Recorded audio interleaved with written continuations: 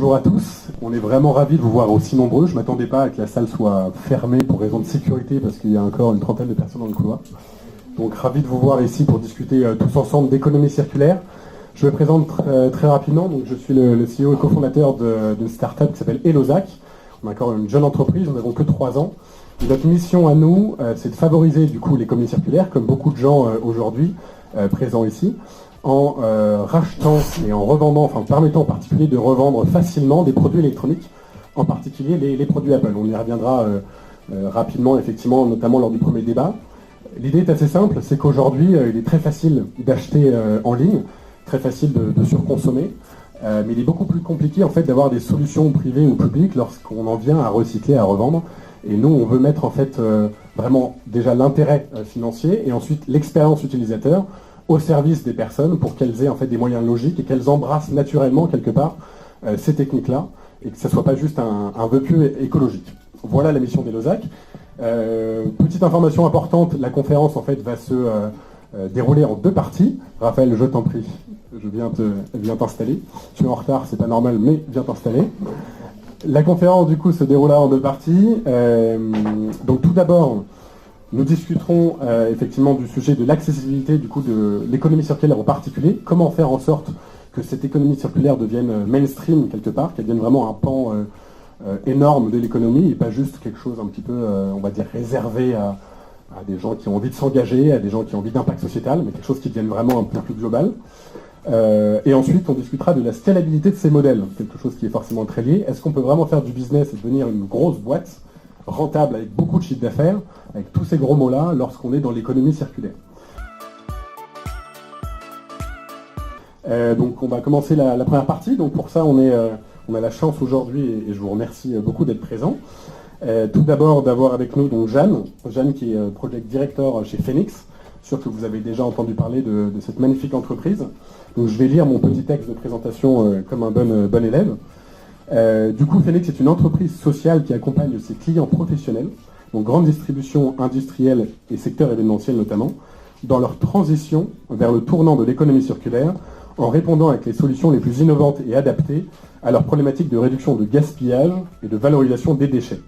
À sa droite, du coup, nous avons Émile Meunier, ceux qui sont, on va dire, engagés et présents dans l'économie circulaire, notamment dans tout ce qui va être politique publique, projet de loi, etc., ont sûrement déjà croisé la route d'Émile. Émile, du coup, a fondé un cabinet spécialisé en droit de l'environnement et conseil en politique publique. Il accompagne les acteurs de la transition écologique dans leur rapport au pouvoir public. Il a aussi cofondé une autre association qui s'appelle HOP, Halte à l'obsolescence programmée, donc on connaît aussi très bien les cofondateurs, qui offre du coup à la promotion des biens durables et réparables. Un vaste sujet, avec beaucoup de choses à faire, encore une fois, à l'intersection du public et du privé. Voilà, j'ai assez parlé. Je vais du coup poser une première question. Elle est pour toi, Émile. Est-ce que tu peux un petit peu nous éclairer sur quelques politiques publiques couronnées de succès, ayant eu pour but de favoriser l'économie circulaire pour les particuliers, un peu dans les 30 dernières années? À un moment, on en discute beaucoup, puisqu'il y a un projet de loi, donc un peu reporté avec le grand débat, mais un projet de loi qui devrait aboutir, on l'espère, sous peu. Voilà. Merci Pierre-Emmanuel, merci de l'invitation, merci à toutes et tous d'être présents. Alors, des politiques publiques couronnées de succès dans l'économie circulaire, en fait, je pense qu'il faut commencer par définir ce que c'est que l'économie circulaire, parce que si on dit que l'économie circulaire, c'est le recyclage, par exemple, la destruction de matière pour pouvoir la récupérer et la réutiliser pour construire d'autres matériaux, on peut dire qu'il y a eu des politiques publiques de l'économie circulaire qui ont eu du succès. On pense notamment à partir des années 90, avec la création des éco-organismes, des filières REP, responsabilité du producteur, de l'éco-contribution, où les consommateurs payent pour financer le recyclage, et ça a eu un effet, puisque on recycle en France. Alors on recycle pas suffisamment par rapport à d'autres pays européens, par exemple l'Allemagne, on a 60% de taux de recyclage des déchets ménagers. En France, on est à 40%. Donc on a encore des progrès à faire, on est en milieu de classement européen. À Malte, on est à 6,7%. Donc vous voyez. Donc oui, quand les pouvoirs publics se décident à avancer dans une direction et engagent des financements, engagent des acteurs, oui, les choses peuvent avancer. Et maintenant, si on définit l'économie circulaire comme la réduction, comment est-ce qu'on fait pour ne pas produire de déchets, la lutte contre le gaspillage, comment on fait pour réparer, pour réemployer. Là, malheureusement, j'ai beau chercher, je ne vois pas en France de belles avancées. Alors, on avance quand même, il y a des progrès. Quand je me suis intéressé à ces questions-là en 2011, je peux vous dire que le mot économie circulaire n'existait pas, ou alors vraiment dans les petits milieux, et c'était considéré par certains un peu comme du greenwashing, parce qu'en fait c'était, je mets les pieds dans le plat, peut-être des mots utilisés par l'industrie du recyclage pour dire, mais vous voyez, il n'y a pas de souci puisque on va recycler, et donc c'est circulaire, et donc on peut continuer à consommer. Et donc tout le combat de ces dernières années, ça a été de justement remonter dans la chaîne du recyclage, même après la gestion des déchets, comment on fait pour les diminuer en réutilisant, en réemployant, en réparant, en éco-concevant pour que les biens durent le plus longtemps possible, voire, et ça c'est mon souhait à la fin des fins, en consommant moins dans un monde plus sobre.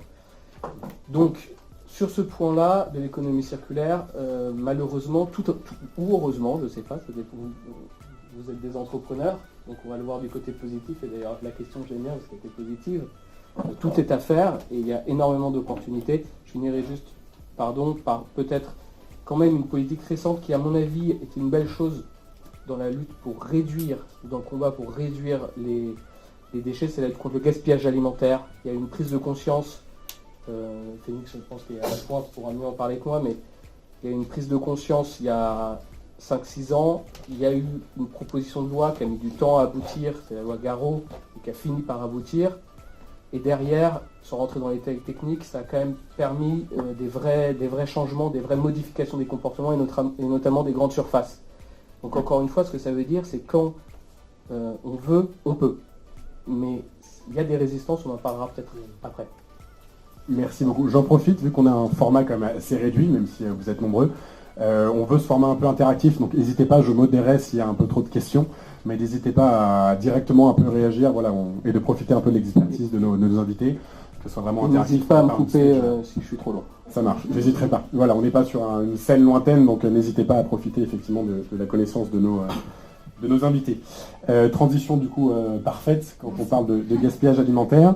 Du coup, Jeanne, j'ai présenté succinctement Phoenix, mais est-ce que tu peux un petit peu plus nous mettre un focus sur les actions phares que Phoenix met en place pour que les particuliers s'emparent de l'économie circulaire, donc en particulier peut-être dans le gaspillage alimentaire, et puis bien sûr évoquer le projet que tu gères avec l'histoire de cette appli que j'espère vous avez tous téléchargé, et si ce n'est pas le cas, que vous téléchargerez avant de sortir de cette salle, l'application Phoenix pour lutter contre ce gaspillage.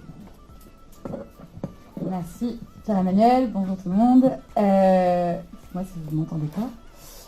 Donc Phoenix, juste un petit rappel pour ceux qui ne connaîtraient pas encore, on est une start-up qui a 5 ans et notre métier historique c'est l'organisation du don aux associations depuis les poubelles des supermarchés pour ultra résumer.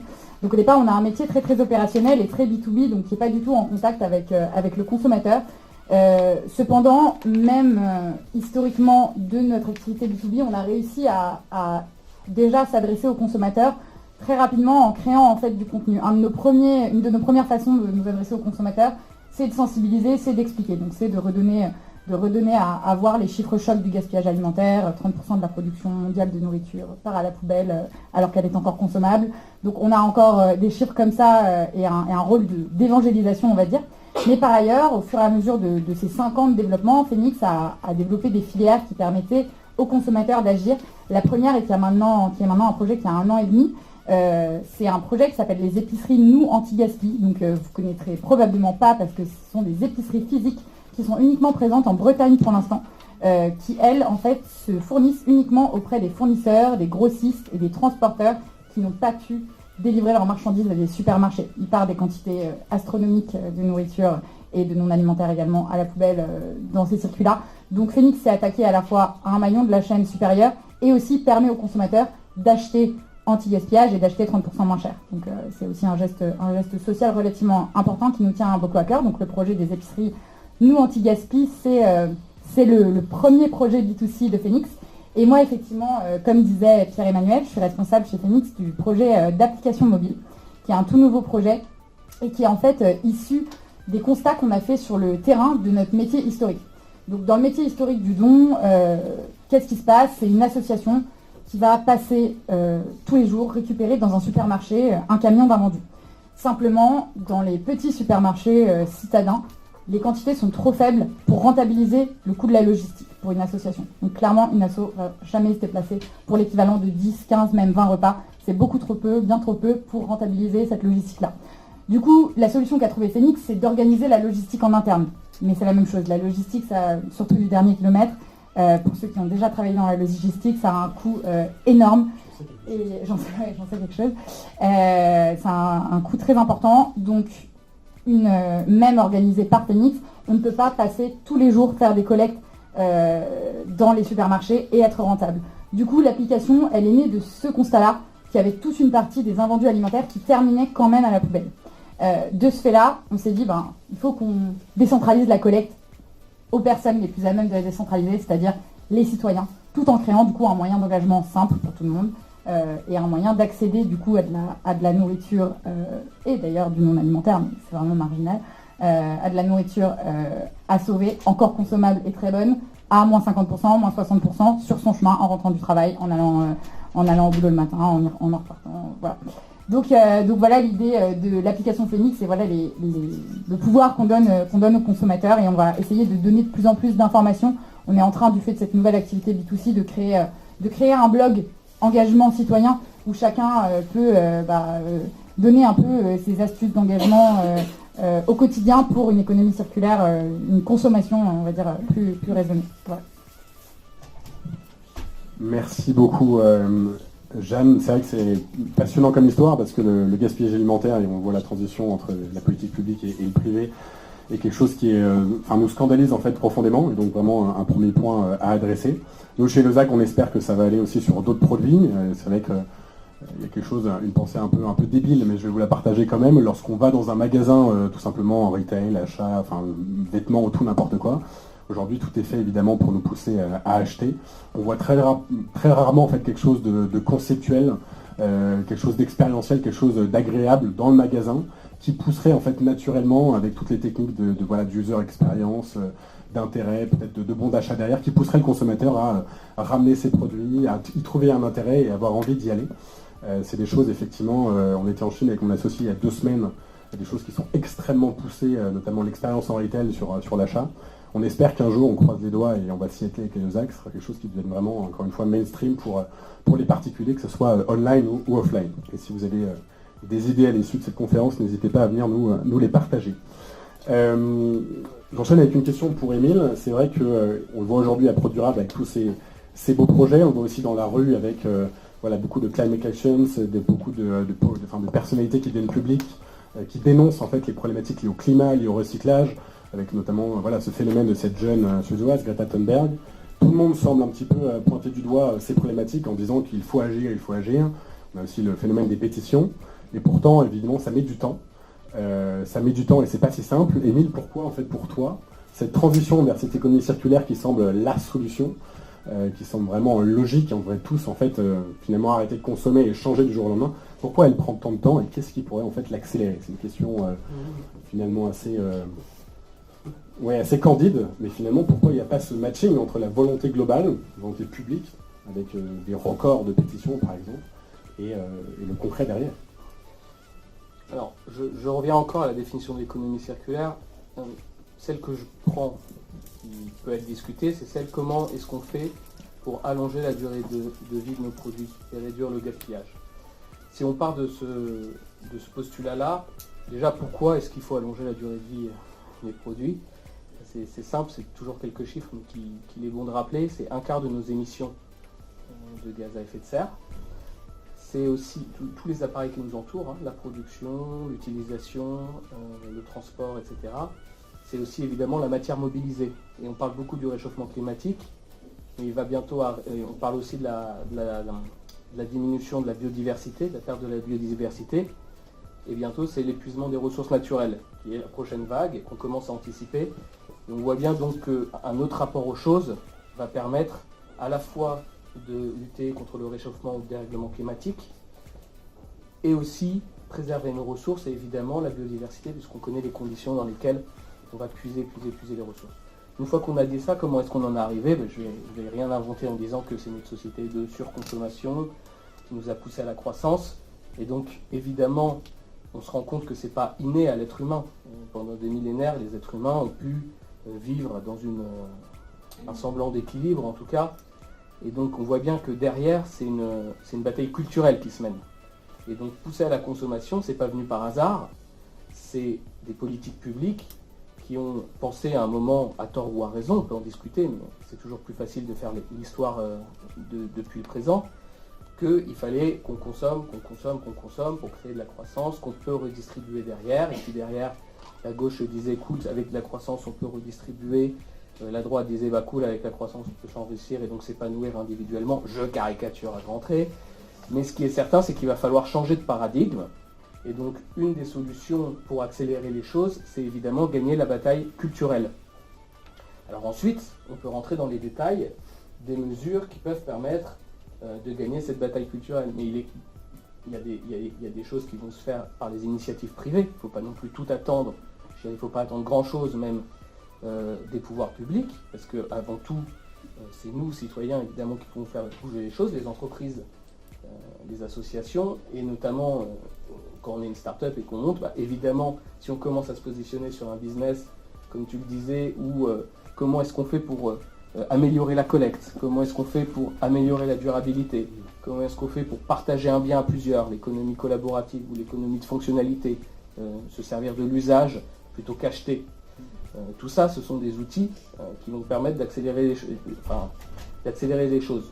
Ensuite, je ne sais pas si c'est maintenant que je peux rentrer un peu dans le détail, mais il est certain que si les gouvernements avaient envie de prendre vraiment les choses au sérieux, il y a des choses à faire.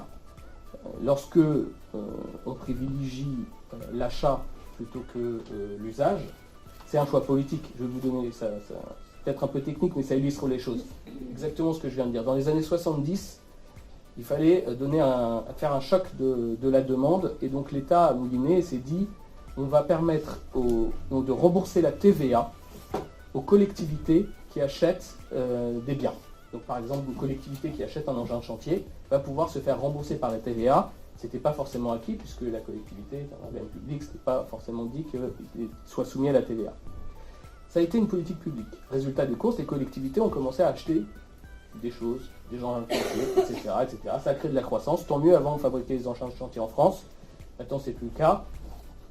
Et par contre, aujourd'hui, quand une collectivité est sensibilisée, parce que des élus, parce que des citoyens se disent, je ne vais peut-être pas acheter un engin de chantier pour l'utiliser une semaine et le reste de l'année le mettre au garage, je vais peut-être louer.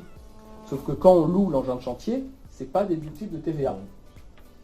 Donc il y a un fonds de compensation de la TVA, et nous ce qu'on dit avec d'autres, c'est de dire attendez, au moins on va peut-être pas favoriser l'usage plutôt que la possession, c'est peut-être encore un peu trop tôt, mais au moins ne défavorisons pas et permettons à la collectivité de faire son arbitrage en connaissance de cause.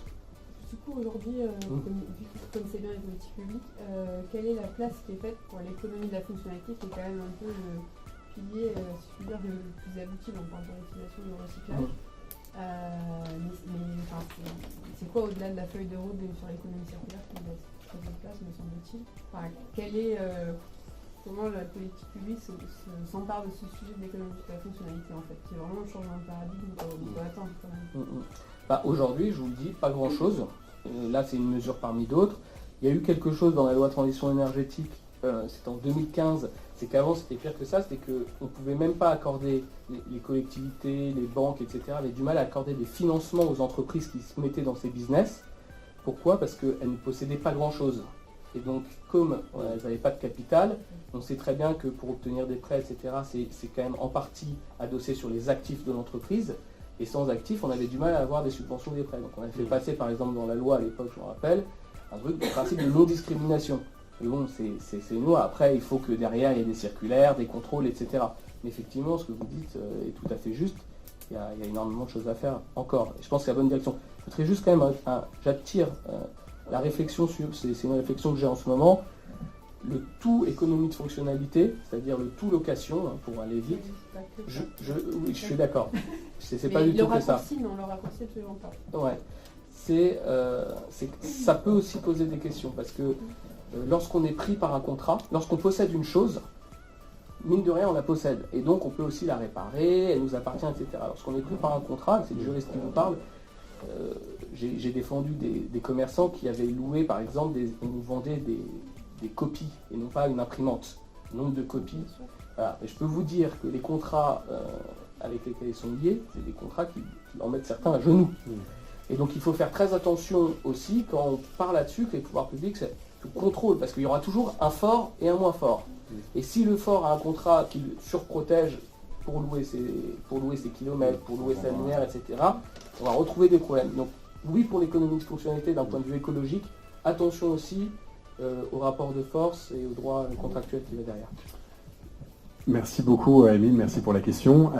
On a la chance en fait que ce soit la dernière conférence là, donc on va titiller l'horloge et faire en sorte de ne pas se faire virer à 16h15. Tout ce qui est projet de loi sur l'économie circulaire et politique publique est un sujet extrêmement vaste et passionnant et on sera ravis, Émile et moi éventuellement, de rester après pour ce sujet-là. Et Losac s'est engagé avec un position paper en partenariat d'ailleurs avec toi à défendre certaines mesures, notamment comme l'idée de la consigne. Et n'hésitez pas pour ceux que ça intéresse à venir débattre avec nous après cette conférence. Je reviens vers toi, Jeanne. Du coup, dans une vidéo récente diffusée notamment sur Facebook, tu du coup expliques ce que c'est que l'économie circulaire avec talent par opposition à l'économie linéaire. Du coup, est-ce que tu peux nous dire un petit peu dans un modèle privé qui est une start-up qui a besoin de croissance et de se prouver en fait au jour le jour, toujours un peu à risque, quelles sont les problématiques que tu rencontres dans la mise en place du coup de ce modèle-là? Est-ce que c'est assez finalement classique, voilà, faire attention à ses coûts, faire attention à sa rentabilité, ou est-ce qu'il y a des paradigmes ou un paradigme spécial pour tous les futurs entrepreneurs de la salle qui auront envie de se lancer dans ce modèle-là? Je ne vais pas faire une réponse d'ultra experte de l'économie circulaire, c'est simplement sur le terrain chez Phoenix qu'on voit pas mal de choses sur le sujet. Globalement, ça reste quand même un modèle dont l'adoption pour l'heure prend les mêmes critères que les services de start-up classiques. C'est-à-dire que si on n'a pas d'incitation financière, une entreprise et même de nombreux particuliers ne vont malheureusement pas faire le changement.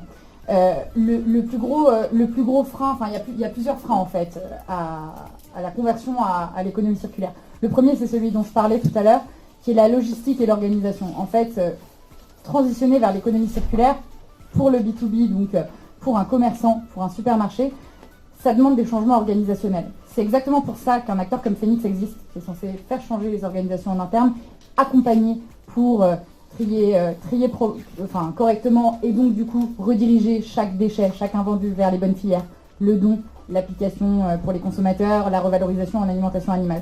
Ça, c'est le métier vraiment d'une boîte comme Phoenix qui est de générer ce changement organisationnel en interne. Mais effectivement, sur les changements, le plus gros frein en fait qu'on rencontre, et c'est valable pour tous, c'est valable exactement de la même façon pour les politiques publiques, c'est le changement de mentalité, c'est le changement profond en fait de se dire je remets en cause toute mon organisation. Un restaurant qui veut fonctionner sur l'économie circulaire, qui va vouloir mettre en place de la consigne, qui va mettre en place des choses hyper nouvelles, mais c'est d'une complexité sans nom, parce qu'il y a peu, non pas d'offres, mais il y a peu en fait de possibilités de tout agréger, de savoir comment ça marche. Donc en fait, c'est que du test en ce moment. On est encore dans un moment où, oui, on a quand même beaucoup de répondants, parce que le sujet est discuté, le sujet, les gens commencent à comprendre, et la preuve, c'est que tout le monde vous êtes très nombreux dans cette salle, donc je pense qu'il y a une belle sensibilisation et ça nous rend quand même assez optimistes. Mais les freins, disons des acteurs classiques, notamment de la distribution, comme vous vous en doutez, restent les mêmes que les freins classiques. C'est-à-dire que si on n'a pas d'incitation économique, comme la loi dont parlait Émile précédemment, qui est la loi Garot, qui est en fait une loi qui oblige les supermarchés de plus de 400 mètres carrés à faire du don aux associations, et qui les pénalise, donc il leur met une amende sinon. Déjà, cette loi a ses limites, puisque une seule déclaration de don dans l'année suffit à ne pas être pénalisé. Donc si vous donnez 50 € de nourriture dans l'année, c'est bon. Donc, pas de mauvaise idée. Non, c'est vraiment pas l'idée.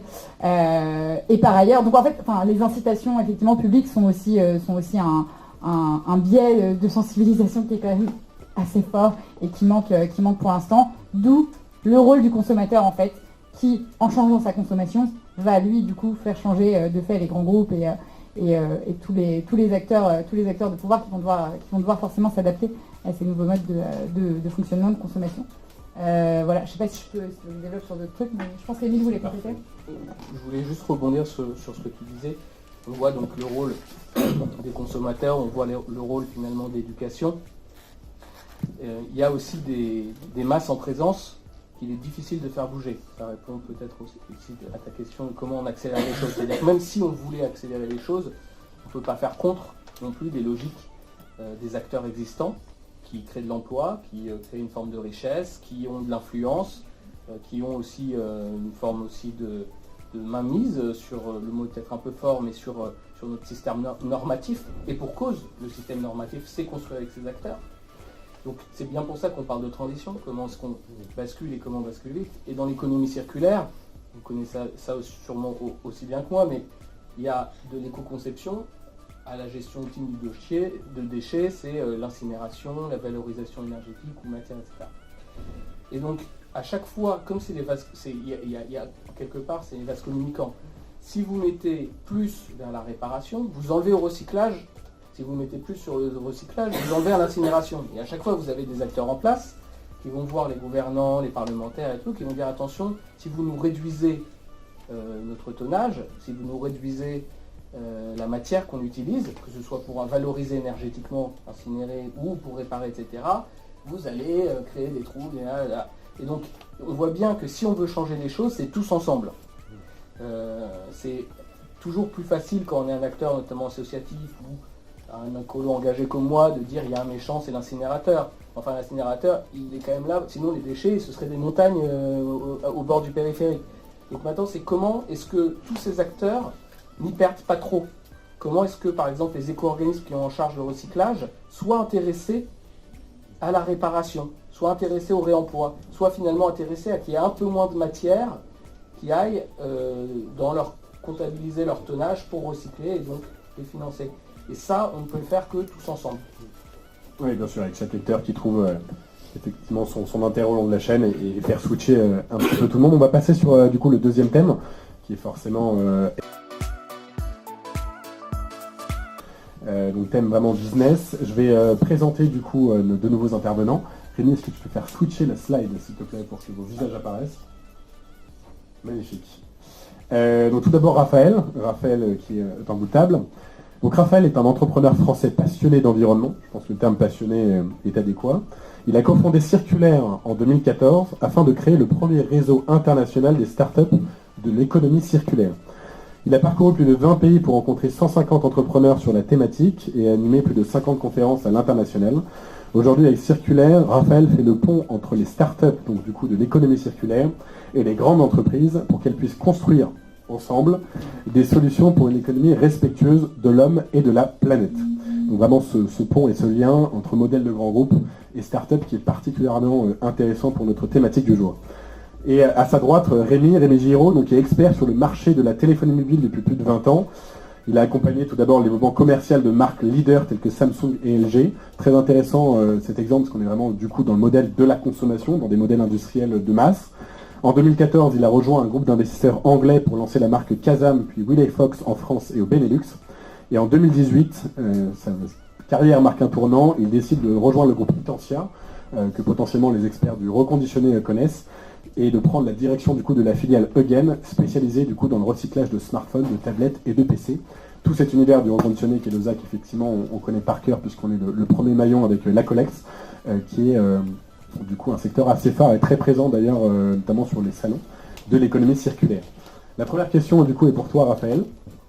Il y a un petit peu un cliché lorsqu'on n'a pas forcément creusé le sujet, c'est de se dire que la grande entreprise est assez allergique à l'économie circulaire et que concrètement c'est uniquement de la RSE, voilà, de la CSR, de l'image de marque, de la communication, mais que profondément dans le modèle économique on s'en fout un peu. Est-ce que c'est vrai? Est-ce que c'est un mythe et une réalité?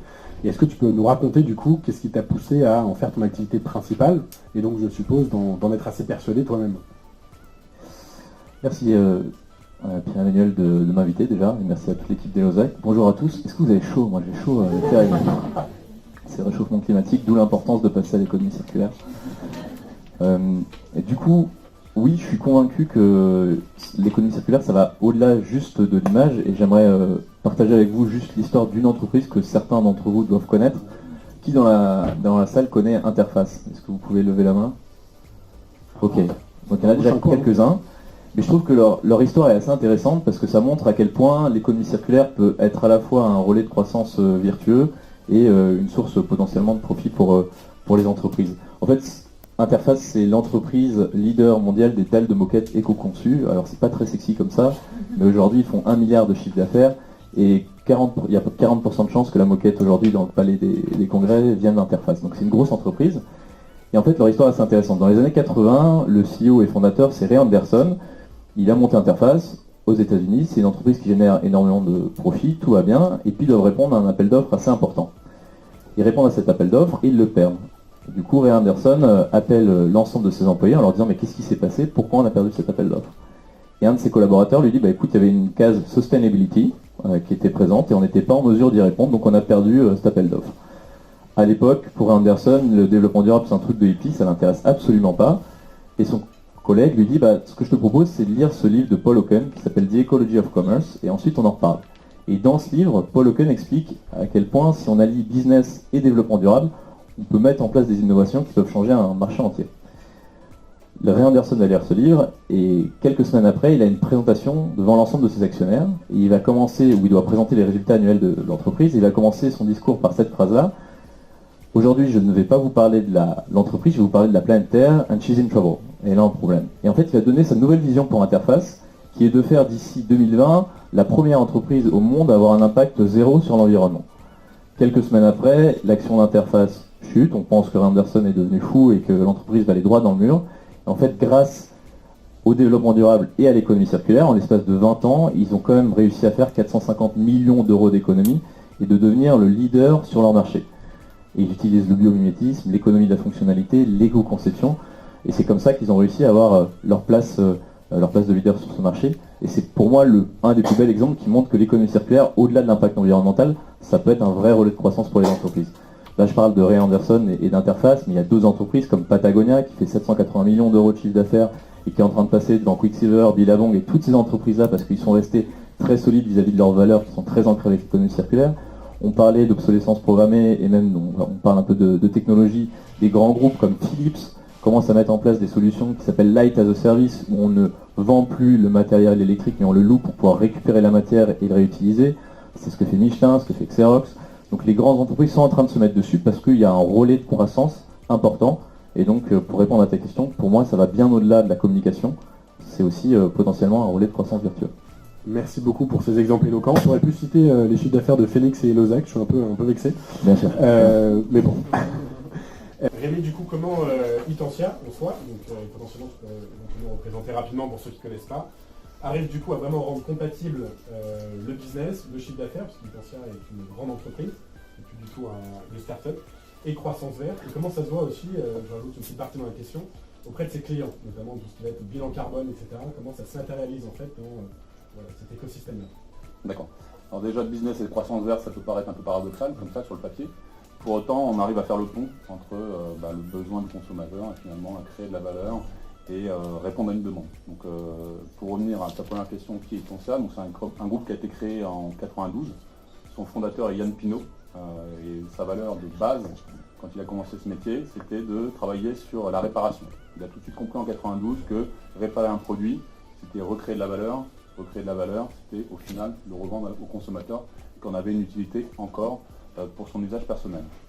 Aujourd'hui, Itensia, c'est un groupe qui fait 200 millions d'euros de chiffre d'affaires, donc c'est un groupe qui s'est développé au fil des années, qui représente à peu près 500 personnes.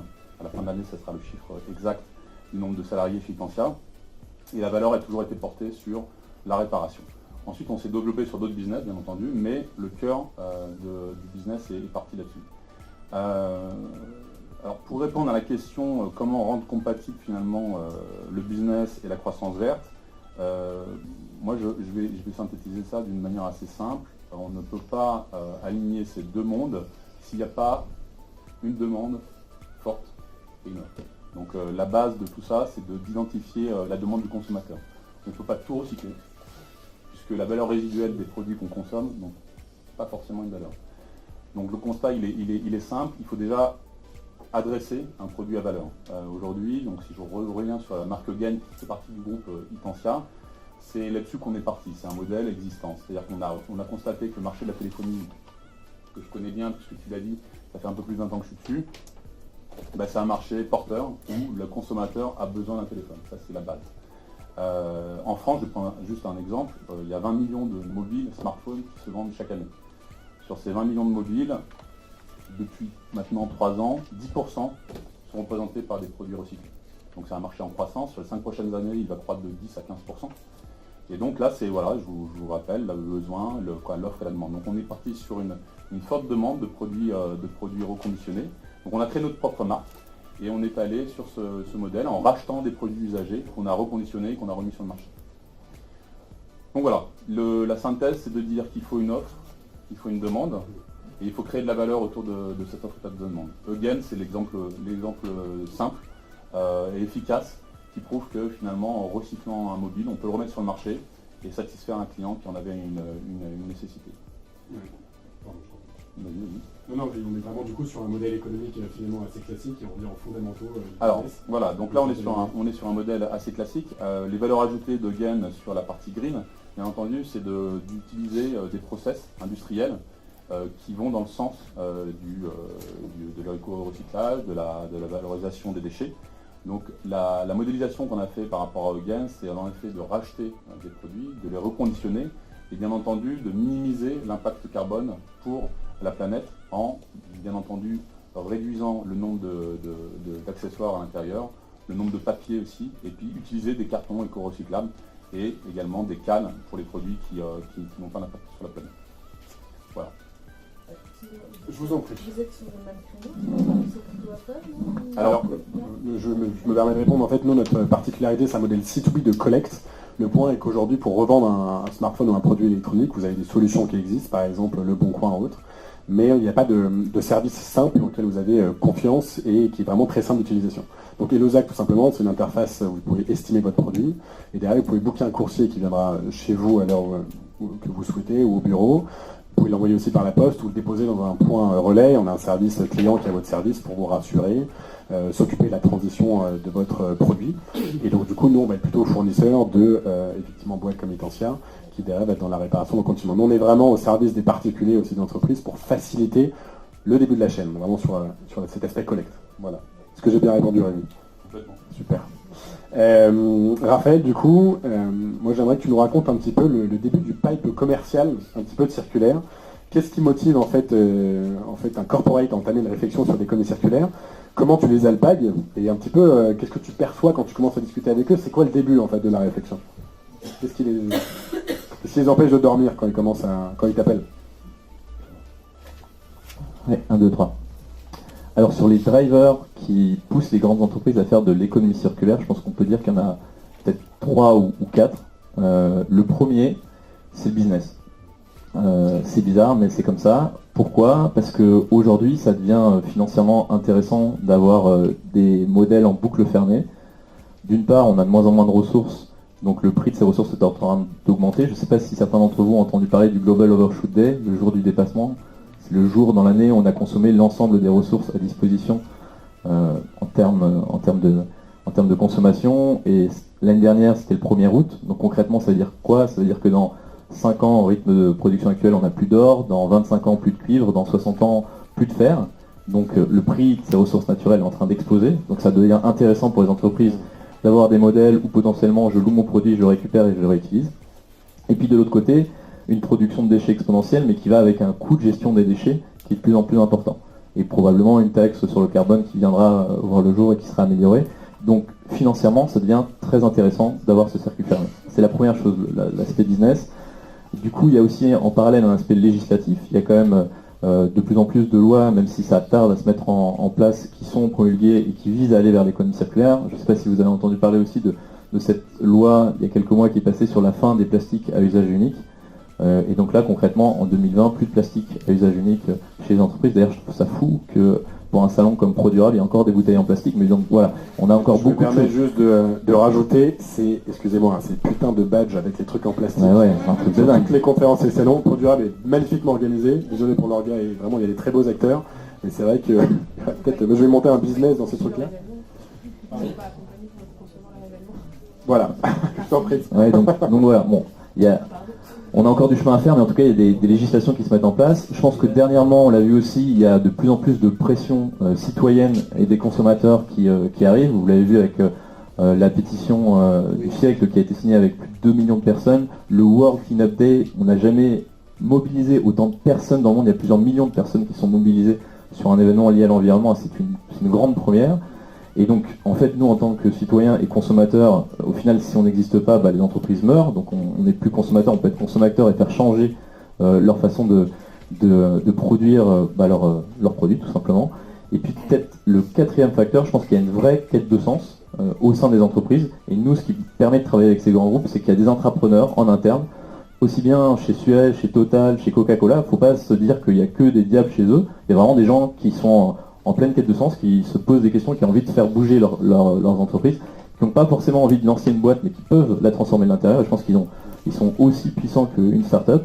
Et ces personnes-là peuvent transformer vraiment leur entreprise de l'intérieur. Et c'est avec eux d'ailleurs qu'on commence nos missions, parce que c'est eux qui transforment in fine ces grands groupes. Donc je pense que ces 4 vecteurs-là, législation, business, les citoyens qui se mobilisent de plus en plus et les attentes qui deviennent de plus en plus croissantes sur l'environnement, et finalement une élévation du niveau de conscience sans rentrer dans la spiritualité, mais qui fait qu'on a envie d'entreprendre for good pour le bien. Vraiment, il y a une vraie convergence avec tous ces paramètres qui poussent à l'action. J'en viens vers toi, Rémi, du coup. Un petit peu le pont avec ce qu'Émile pouvait évoquer au départ. Toi, en tant que business, avec cette réflexion vraiment alignée aux frais de membres, comment, au quotidien, à ton sens, les pouvoirs publics pourraient aider les entreprises pour accélérer cette transition vers l'économie circulaire? Est-ce qu'il y a des moments dans ton bureau où tu rêves d'une loi, tu rêves d'un dispositif qui n'existe pas encore, qui te semble incroyablement logique, mais qui n'est pas encore là, et qui te faciliterait la vie pour développer ce business qui est au cœur de l'économie circulaire? Moi, je rejoins l'idée d'Émile qui est de dire que les pouvoirs publics et l'État, finalement, peuvent apporter, mais on se rend compte que, mine de rien, c'est pas le moteur principal. Le moteur principal, ce sont les consommateurs. Ça, c'est un état de fait. Pour autant, quand on s'est posé cette question, je pense que les pouvoirs publics ont une véritable action à mener et ils doivent être des facilitateurs. Pour moi, ça doit être un facilitateur d'un point de vue juridique, un facilitateur d'un point de vue économique et un facilitateur en termes de communication auprès du consommateur final. Si en effet on a le soutien des pouvoirs publics, on fera mieux connaître toutes ces industries. Ça permettra aux consommateurs d'être informés sur la manière de se comporter vis-à-vis de sa propre consommation. Donc, oui, les pouvoirs publics ont un rôle à jouer. Si je reviens sur notre business de Gain, on pourrait prendre un exemple assez simple qui est la TVA. Pourquoi payer une TVA au même titre qu'un produit neuf? Donc ça, c'est une interrogation qu'on peut se poser. Si on a une TVA moindre, on en fera bénéficier le consommateur et on favorisera une fois de plus cette économie. Sur la partie également facilitateur, je sors du débat mobile et smartphone. On se rend compte que finalement, ce qui va faire que les consommateurs vont être sensibilisés, c'est donner de la valeur aux déchets.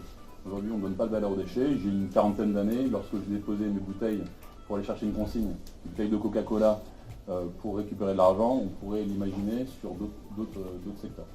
Donc aujourd'hui, l'État, en tout cas les pouvoirs publics, ne jouent pas suffisamment leur rôle pour rendre finalement une valeur au produit.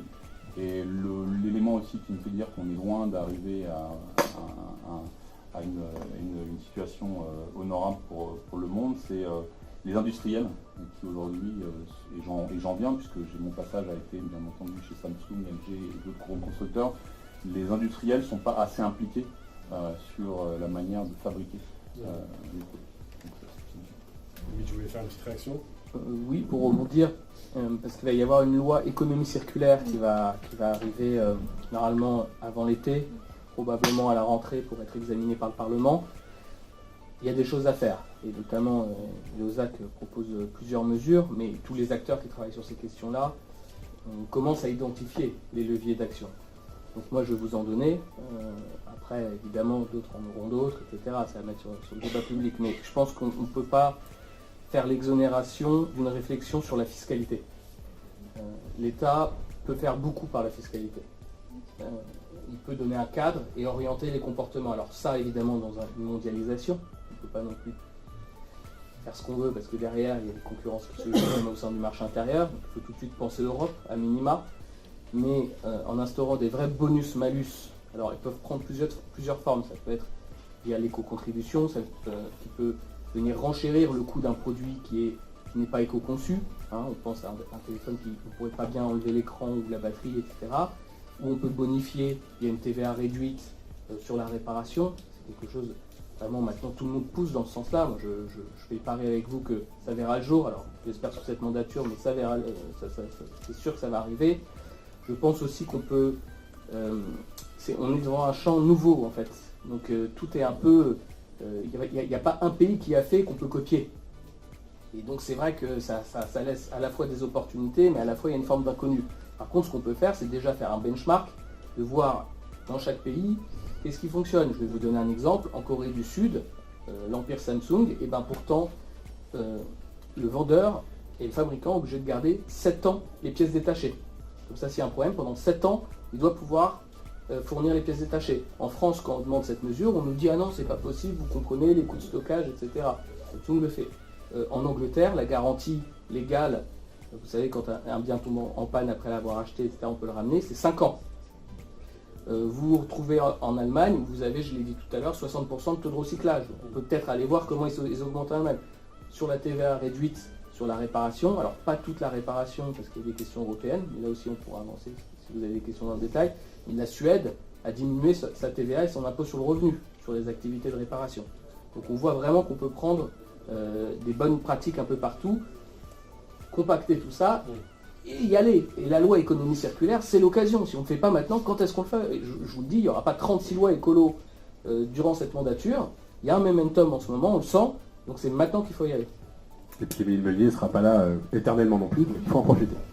Je veux juste rebondir sur un petit point à ce niveau-là, avant de passer un deuxième micro. Avec mon associé qui est au fond de la salle, du coup, et comme je disais, on était en Chine il y a 2 semaines. Il y a un petit peu un cliché de se dire que en France, on va dire qu'on est potentiellement en avance et qu'on peut être un petit peu les leaders là-dedans, qu'on est les seuls à y penser. Avant de partir, donc on était à Shanghai, on était vraiment persuadé que la Chine était ce grand empire du milieu extrêmement polluant, industrie de consommation, etc., dans tous les sens. Et en fait, ils ont une conscience écologique qui se développe de plus en plus. Alors évidemment, il y a des usines à charbon, évidemment, les villes sont extrêmement polluées, etc. Mais j'ai vu beaucoup plus de présence d'outils de recyclage, tout simplement parfois quand vous arrivez dans un mall ou dans un centre commercial, ce qu'il faut pour déposer les produits, les ramener, recycler comme redonner, les différents modèles finalement d'économie circulaire, qui sont déjà extrêmement présents. Et lorsqu'on en discute avec des acteurs business, des acteurs publics, c'est quelque chose qui effectivement fait partie du paysage, fait partie de la réflexion. Et en aucun cas, on serait uniquement, on peut se reposer un peu sur nos lauriers pendant 30 ans en disant qu'on est les seuls à y réfléchir et qu'on serait éventuellement les leaders du monde sur ce sujet-là. On va juste être en retard si on n'avance pas. Voilà, c'est un petit point que je voulais vous partager puisque j'ai pris un peu une petite claque en vivant ce moment-là. On parlait de la bataille culturelle tout à l'heure, mais sans vouloir faire de cliché, ce que je lis m'incite à le penser. En Occident, on est parti du postulat que l'homme doit se rendre maître et possesseur de la nature. L'homme a été créé et la terre a été créée pour servir l'homme, etc. C'est une pensée occidentale et ça induit des comportements. En Chine, par exemple, le confucianisme, la pensée confucéenne dit qu'il faut retrouver un équilibre. Et derrière, ça implique aussi, quand il y a des générations entières qui sont comme ça baignées dans des modes de pensée, on le retrouve derrière dans des façons de faire du business, des façons évidemment d'avoir un rapport aux autres, aux choses. Et je pense que la bataille culturelle, alors je ne suis pas en train de dire qu'il faut changer nos racines judéo-chrétiennes, grecques et romaines, on ne va pas non plus se lancer là-dedans, mais y penser vraiment, voilà, on est aussi dans des carcans idéologiques.